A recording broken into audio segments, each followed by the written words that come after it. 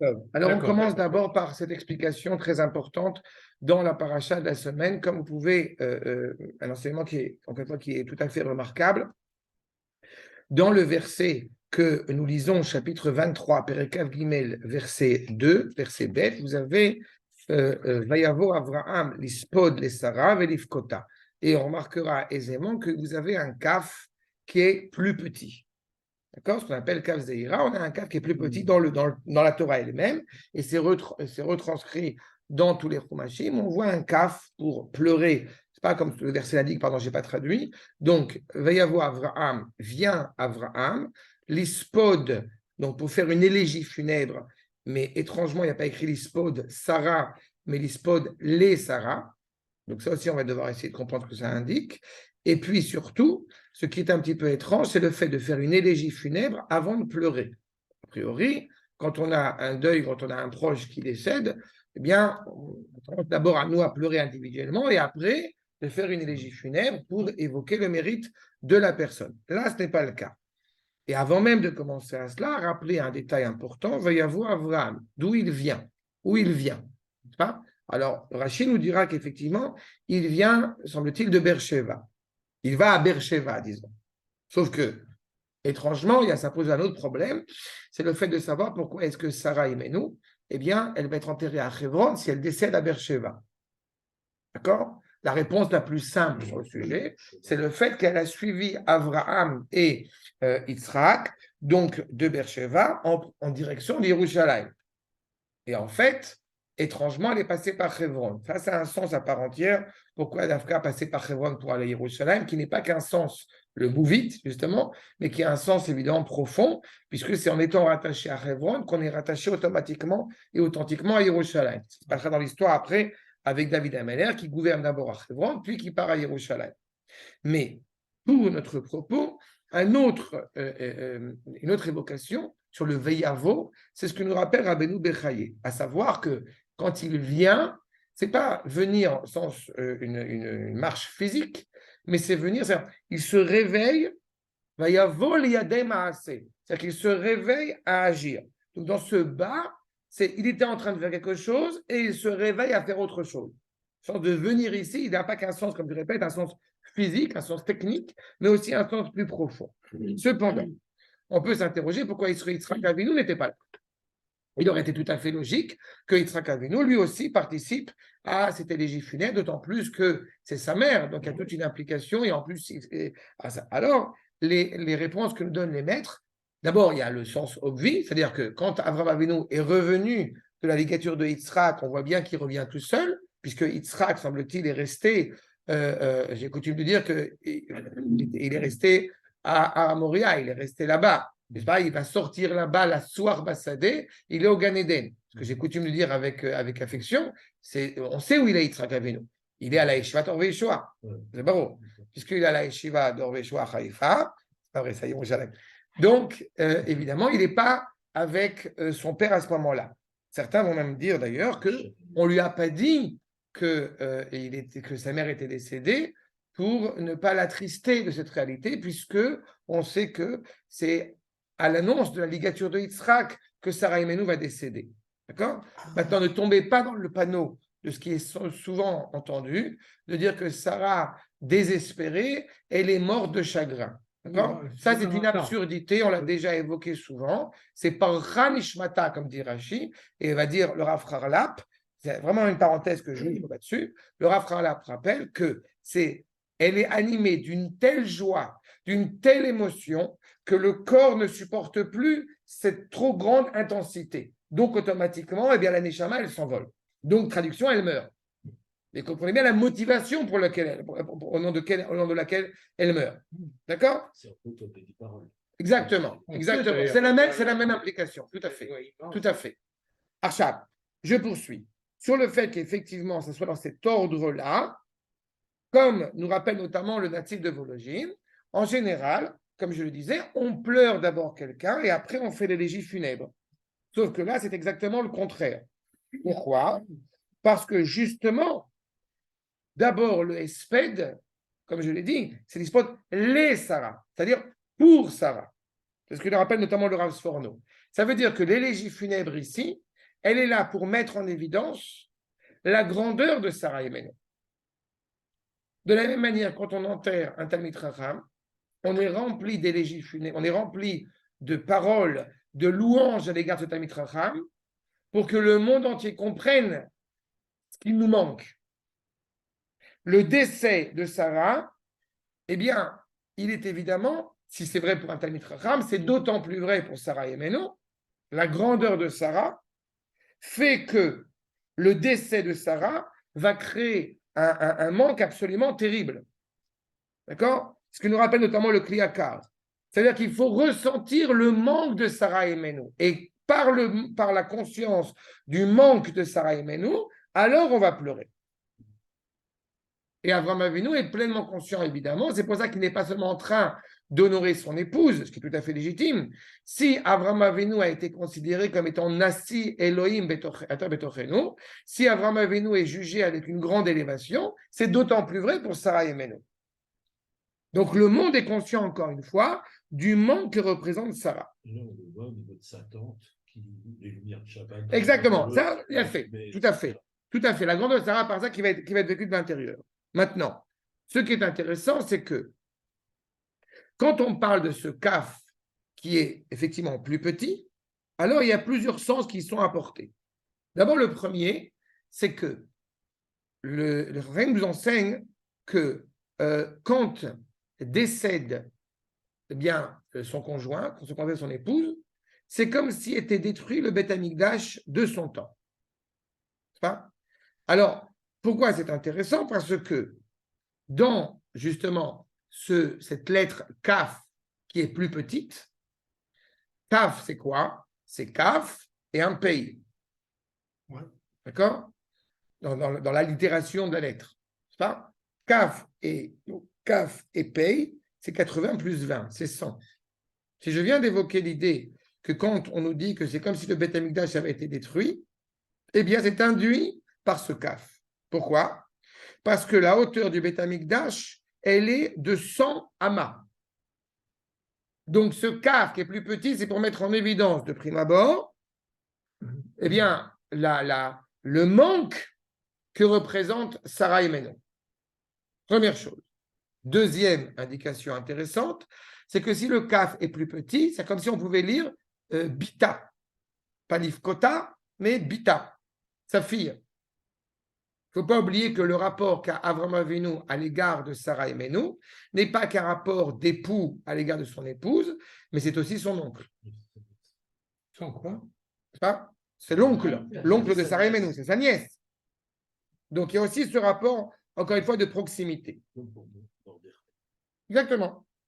Archa, on ajoute un point supplémentaire, c'est qu'effectivement, peut-être que si ce kaf est plus petit, c'est ce que vont dire certains rachamim, eh bien, c'est que il a les Tosfot, les Khatanim de Rashi disent qu'il n'a pas pleuré à la justesse de ce qu'il aurait dû pleurer pour Sarah Imenu. C'est-à-dire qu'il a l'ifkota, ce que dit aussi Baal HaTurim, Bacha et la me'at. Comme elle est déjà âgée, nous dit le Baal HaTurim, donc il a pleuré, mais il a pleuré moins. Ça demeure intriguant, cette remarque. Comme si Avraham Avinu, lui qui, encore une fois, était rattaché à Sarah, que Sarah était rattachée à Avraham, comment est-ce qu'il pourrait pleurer moins? D'autant plus que je reprends cette notion de sang, on sait aussi que Avraham Avinu, avec la mort de Sarah Imenu, sa force, on est après 100 ans, sa force va commencer à se réduire, à se décliner, parce que justement, Sarah manque. Il va vivre encore un certain nombre d'années. Mais il n'empêche que vivre sans son épouse, et surtout la grandeur de Sarah, est quelque chose de problématique. À la vérité, j'ai vu quelque chose que j'ai trouvé absolument exceptionnel dans le Khatam Sofer, qui nous dit pourquoi est-ce qu'Avraham Avinu a pleuré moins qu'il aurait dû pleurer. Parce que, en pleurant pour Sarah Imenu, peut-être qu'il aurait pu pleurer pour la raison de la mort de Sarah Imenu. Et alors serait remis en cause la valeur exceptionnelle de la ligature de Yitzhak, qui était fondamentale. Donc, pour éviter de dire ce qu'on appelle Kafroa, de dire une critique quelconque sur la ligature. Oui, pour pas qu'il y ait liaison. Exactement. Pour pas qu'il soit entendu que, comme Sarah est morte à cause de la ligature, donc il remettrait en cause la valeur de la ligature de Yitzhak. D'accord? Donc là encore c'est aussi fondamental ce qui nous est indiqué. Et je terminerai juste par un point sur le fait qu'il est clairement évoqué que, effectivement, donc il pleure, il fait la légie funèbre, il pleure, et il n'y a pas écrit qu'il l'enterre. Il n'y a pas écrit, il y a écrit l'ispod les Sarah, velifkota. Je reprends ce que j'ai dit. L'ispod les Sarah, c'est pour Sarah, l'ifkota, c'est lui qui pleure. Ce qui est vrai de manière générale, une personne, surtout une personne élevée, aussi grande qu'un Talmid Chacham, et d'autant plus par rapport à Sarah et Menou, elle continue à monter, elle va nous manquer ici, mais elle est dans une situation qui est mieux. Ça, c'est le premier point. Deuxième point, le fait qu'il ne soit pas écrit à la suite du verset, il l'enterre. Parce que l'enterrement de Sarah va être plus long, va être plus complexe. Il va falloir demander à Ephron, etc., il va faire toute cette démarche-là. Donc, c'est pour cela que ce n'est pas inscrit directement l'un avec l'autre. Mais ce qui soulève le Rabbeinu Bechaye, justement, de nouveau, ce kaf qui est petit, eh bien, il y a une expression traditionnelle qui dit kaf akela. C'est-à-dire que, comme si la paume de ce qui va être avalé, de ce qui va être détruit. Ce kaf qui est plus petit, ce sont les portes du Gehinnom, ce sont les portes des enfers. C'est-à-dire qu'en ayant ce kaf petit, c'est d'un côté évoquer la grandeur de Sarah, et aussi, eh bien, la certitude, comme dit Rabbi Bechaye, que Nefesh Oivecha Iklainu Betor Kaf Akela. Avec la certitude que ceux qui voudraient éventuellement porter préjudice à Am Israël, à Sarah et à la descendance de Sarah, eh bien, seront avalés, j'ai envie de dire, par les portes du Gehinnom. D'où ce kaf qui est aussi plus petit. Il faut toujours avoir en tête un verset que j'affectionne particulièrement à chaque fois à citer, c'est Ger vetoshav anochi imachem. Quand il va acquérir le caveau, il n'arrive pas en tant qu'invité. S'il n'arrivait qu'en tant qu'invité, en tant que résident étranger, alors il aurait pu se contenter de dire Ger. Non. Ger vetoshav anochi imachem. L'endroit que je veux enterrer Sarah et Menou, ou vous m'acceptez en tant que résident étranger, et dans ce cas-là, tant mieux, ou vous n'acceptez pas, et de toute façon, c'est moi le propriétaire. Toshav Anochi. Je suis avec vous, peut-être provisoirement, en tant que guerre. À l'échelle globale, à l'échelle éternelle, il est évident que cet endroit, de toute façon, nous revient. Et il faut se remémorer par la même occasion que il y a 3 endroits qui ont, n'est-ce pas, été acquis par Abraham, Yaakov et David. C'est Hebron, toute la ville de Hebron, Shrem, par Yaakov, là où est enterré aussi Yosef Tzadik, et Aramoria, par David Ameler. D'accord? Et je suis toujours fasciné de raconter cela, parce que ce sont les 3 endroits qui ne sont absolument pas contestés par personne dans le monde sur l'appartenance certaine du peuple juif à leur égard. D'accord? Donc on est rassuré, puisque autant il pourrait éventuellement contester d'autres endroits, ce qui est absolument faux, mais là, Arabait, Hebron et Shrem, Nablus, ce sont évidemment les 3 endroits qui sont incontestablement appartenant à Israël. D'accord? Vous m'excuserez pour le cynisme, mais c'est bien de le rappeler encore une fois. Nablus aussi, Nablus. Shrem. Je préfère Shrem que Nablus. Mais il y a une petite question. Tu as dit à un moment donné, il a dit de toute façon, je suis propriétaire. D'accord. Pourquoi il a besoin de demander s'il est propriétaire?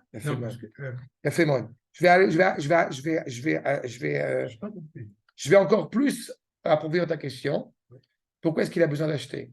Par rapport à ses descendants. Regarde. C'est vrai ce que tu dis, mais ce n'est pas suffisant. Pourquoi il a besoin d'acheter si c'est lui le propriétaire? Qu'est-ce qui se serait passé si jamais, eh bien, il était entendu qu'on a acquis le caveau des patriarches grâce aux faveurs de Ephron? Je vais te le dire autrement. C'est comme si, par exemple, comme j'aime à le dire, eh bien, tu avais une place Herzl en plein Paris, juste à côté du café où il s'est assis et il a pensé à son projet sioniste, parce que c'est grâce à la France, en fait, que l'État d'Israël existe. D'accord. Ça te va comme esprit? J'ai Voilà. compris. Pourquoi était-il aussi important de demander la permission au pharaon de sortir d'Égypte? Parce que si jamais on était sorti, dirais-je, avec son consentement plein, eh ben, on se serait vu reprocher pour l'éternité, donc la descendance, que c'est quand même grâce aux Égyptiens qu'on est là. Ouais. Les nations, ils ont une tendance, de manière générale, mais c'est très théorique ce que je dis maintenant, mais les nations ont une tendance assez terrible de s'approprier nos décisions divines. Hein. C'est comme si, par exemple, le fait que semble-t-il, un futur ministre en Israël eh bien, soit décrié par certaines nations, Ouais. comme si ça existait, par exemple, ce genre de choses. Mais comme on a un État indépendant, donc on fait ce qu'on veut. Elle a du mal à se Je l'ai reconnecté. Ah, ouais. D'accord? C'est exactement cette problématique-là. Mais en tous les cas, ce qui nous importe sur ce cas, d'abord, vous voyez que, une fois n'est pas coutume, une petite lettre comme ça qui est dessinée par le Sofer, toute petite, évidemment, elle est là pour nous indiquer des allusions fondamentales. Et là encore, pas seulement à l'échelle de la famille hébraïque, comme tu as rappelé, quand Rivka va rentrer dans la tente de Sarah, eh bien la bracha va revenir, n'est-ce pas? C'est-à-dire que vraiment, l'influence de Sarah est absolument incontestable et fondamentale. D'accord? Il ne faut pas oublier que la mère de la nation hébraïque, c'est, encore une fois, comme j'aime à le dire, au risque de faire de la peine à cette grande dame que j'aime beaucoup, Delphine Orweiler, que j'aime beaucoup, je veux dire, parce que c'est enregistré avec des guillemets foulottes, que, semble-t-il, eh bien, à l'époque d'Avram et de Sarah, l'identité juive était définie par la mère. Comme quoi, peut-être qu'elle se trompe, Delphine, mais je veux pas m'avancer. Voilà. D'accord? Tov, Adkan.